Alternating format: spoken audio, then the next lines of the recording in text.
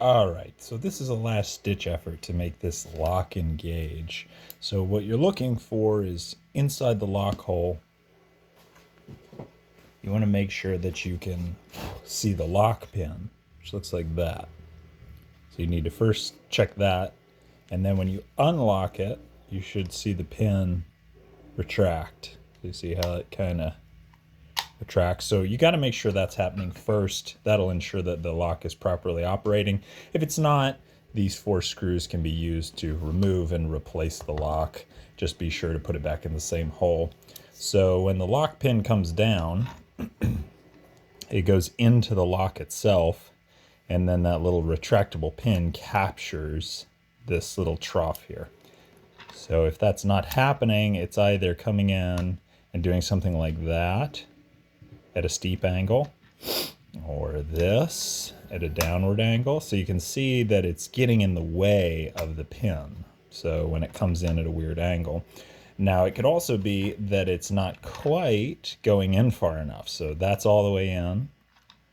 That's not all the way in. So by moving the lock closer to the pin, or the pin closer to the lock, this can help.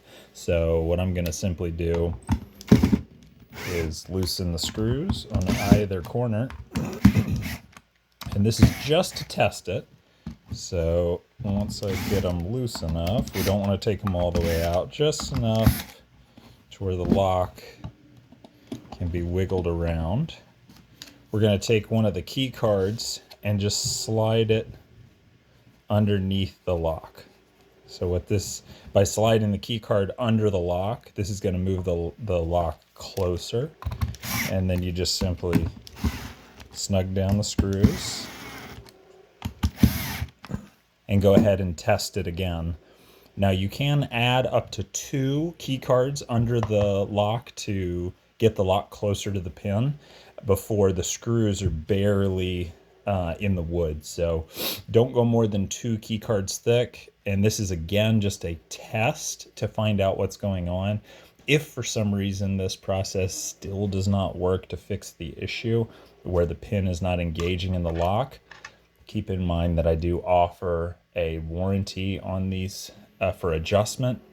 They just simply have to be shipped back to me. So you pay shipping both ways, and that pays for me to fully kind of refurb the cabinet back to its original operating condition. Now, this is super rare, so if you're just having a little issue with an RFID lock not engaging, don't immediately go to this. It's a pretty drastic step. That means that something could be damaged with either the lock or the cabinet, drawer, whatever you have these locks on. So it's better to check that first before trying to booger with the lock if it was working before. Hopefully this helps. Thanks and have a great day.